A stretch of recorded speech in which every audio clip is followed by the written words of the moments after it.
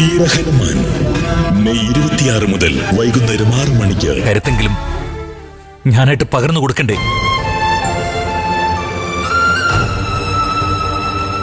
ഇന്ദ്ര, എന്നെ ഒന്ന് എന്റെ മോളുടെ അടുത്ത് എത്തിച്ചു തരാമോ നിനക്ക്?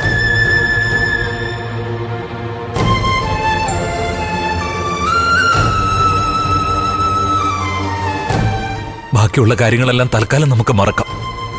ഇപ്പോ എന്റെ മനസ്സിൽ സ്വപ്നങ്ങൾ തകർന്നു പോയ എന്റെ മകളുടെ മുഖം മാത്രമേ ഉള്ളൂ.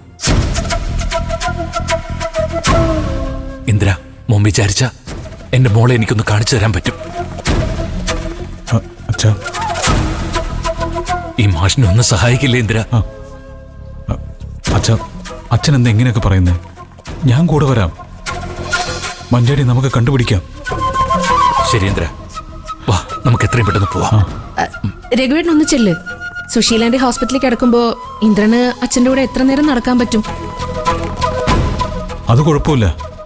അമ്മയുടെ അടുത്ത് സത്യനും സോനയൊക്കെ ഉണ്ട്. അച്ഛനെ മഞ്ചാടിയെ കാണിച്ച് ഞാൻ തന്നെ ഇവിടെ കൊണ്ടുവിട്ടോളാം. അത് മതി മോനെ. രഘു, നീ ഇവിടെ നിന്നോ, ഞങ്ങൾ പോയിട്ട് വേഗം വരാം. അച്ഛാ.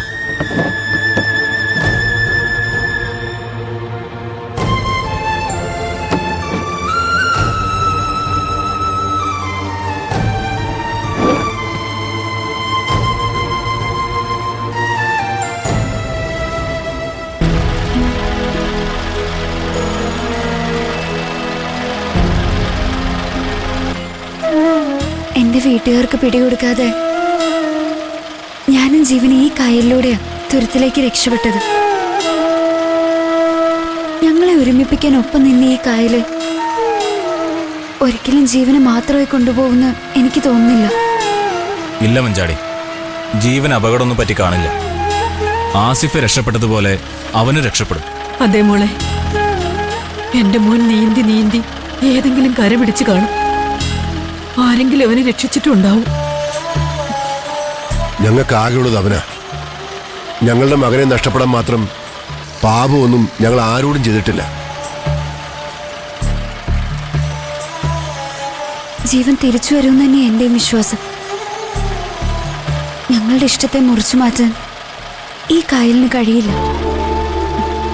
മനുഷ്യരെ ചതിച്ചെങ്കിലേ ഉള്ളൂ, പ്രകൃതി ചതിക്കില്ല.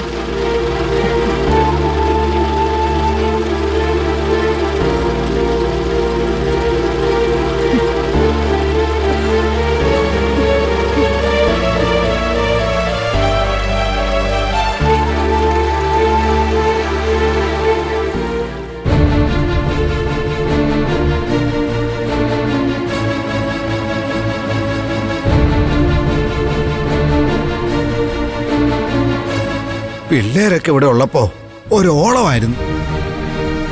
ഇന്ന് കെട്ടു നടക്കേണ്ട കൊച്ചാണെന്ന് ഓർക്കുമ്പോ ചങ്ക് പെടയുക. എനിക്ക് ആ മഞ്ചാടി കൊച്ചിനെ ഓർക്കുമ്പോഴാ കൂടുതൽ സങ്കടം. ആ കൊച്ചിത് എങ്ങനെ സഹിക്കും എന്തോ.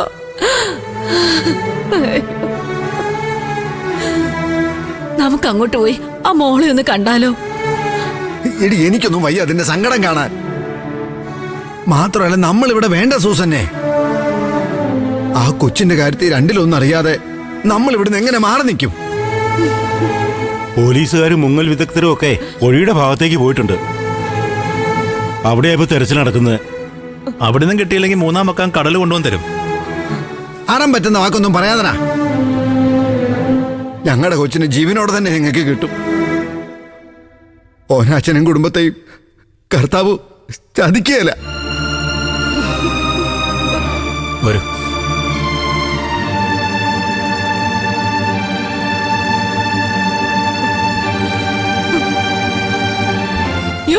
അച്ചായ, നമ്മുടെ മഞ്ചാടി മോളല്ലേ വരുന്നത്?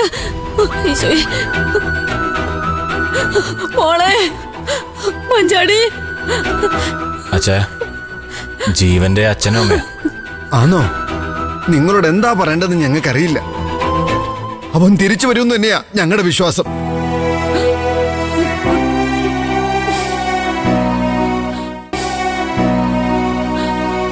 കേറിയോ ചേച്ചി, അകത്തോട്ടിരിക്കാം.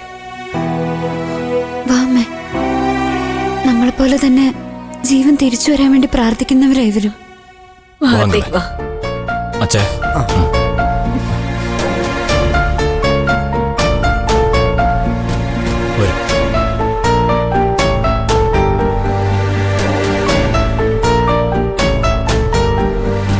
ഇങ്ങോട്ട് ഇരുന്നാട്ടെ, വായിരിക്കേ. കുടിക്കാൻ എന്തെങ്കിലും എടുക്കട്ടെ? ഒന്നും വേണ്ട.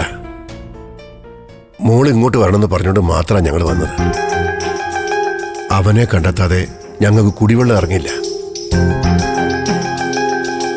നിങ്ങളെന്തിനാ കാറ്റും മഴയുള്ളപ്പോ അവനിവിടുന്ന് പോവാൻ അനുവദിച്ചത്? പോകണ്ടാന്ന് ഞങ്ങൾ കെഞ്ചി പറഞ്ഞതാ. പോയേ പറ്റൂന്ന് ആസിഫിനായിരുന്നു നിർബന്ധം. ആസിഫാണ് ഇവർക്കും ഞങ്ങൾക്കൊക്കെ ജീവനെ പരിചയപ്പെടുത്തി തന്നത്.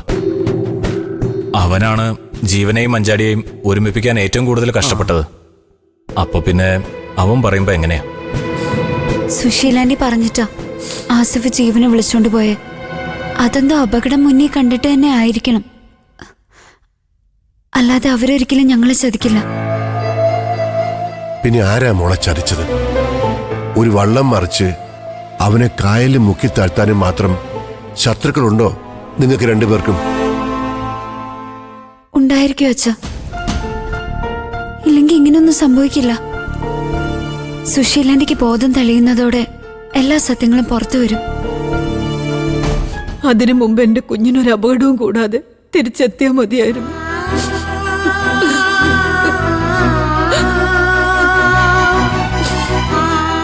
രജനി,